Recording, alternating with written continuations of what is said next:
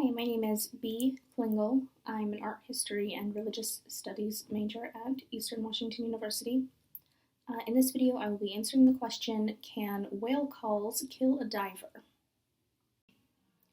I'm using the calls of blue whales for this video because blue whales are the loudest creatures on Earth. Blue whales make a variety of sounds, including clicking, whistling, and pulse sounds. The type of sounds they make will depend on their family, which is called a pod.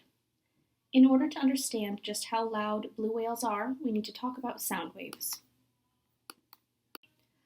Sound waves are how we describe the vibrations given off by objects when they make noise.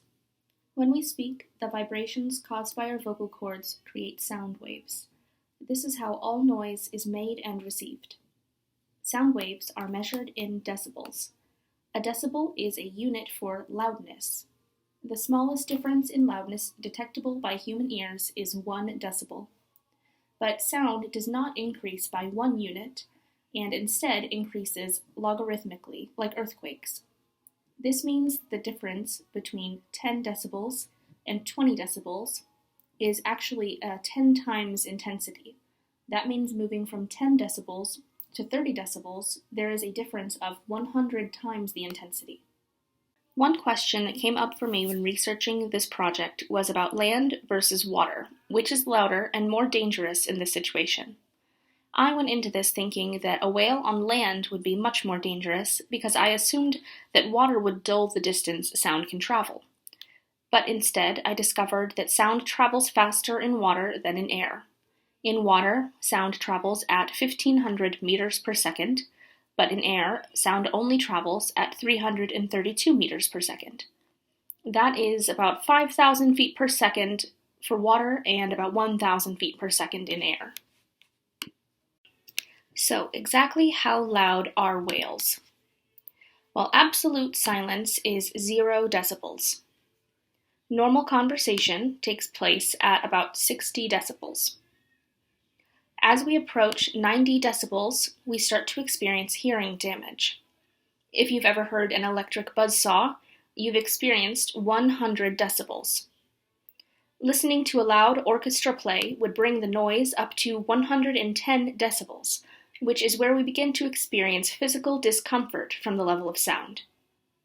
And finally, at 130 decibels is what is called the pain threshold.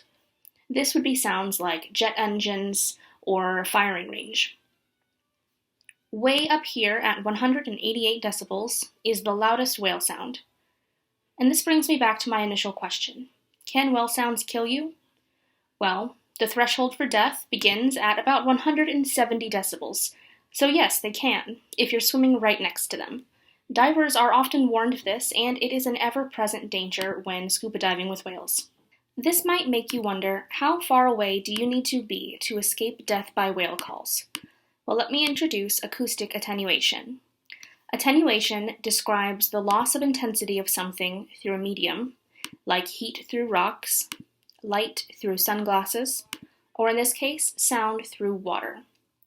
Unfortunately, calculating the distance needed to safely avoid death by whale call is difficult for me to determine because there are many factors that affect the rate of sound, such as nearness to the surface or the ocean floor, the temperature of the water, obstacles in the water, salinity of the water, which just means how salty it is, and the frequency of the actual whale call. All of these factors are used to determine how we develop and use sonar, which, by the way, is also dangerous to ocean life. In conclusion, whale calls are dangerous to divers and can result in death if the whale were to make its loudest sounds while floating right next to a human. My personal conclusion is that the ocean is scary, and death by whale call is another reason why I will not be going in it. Thank you.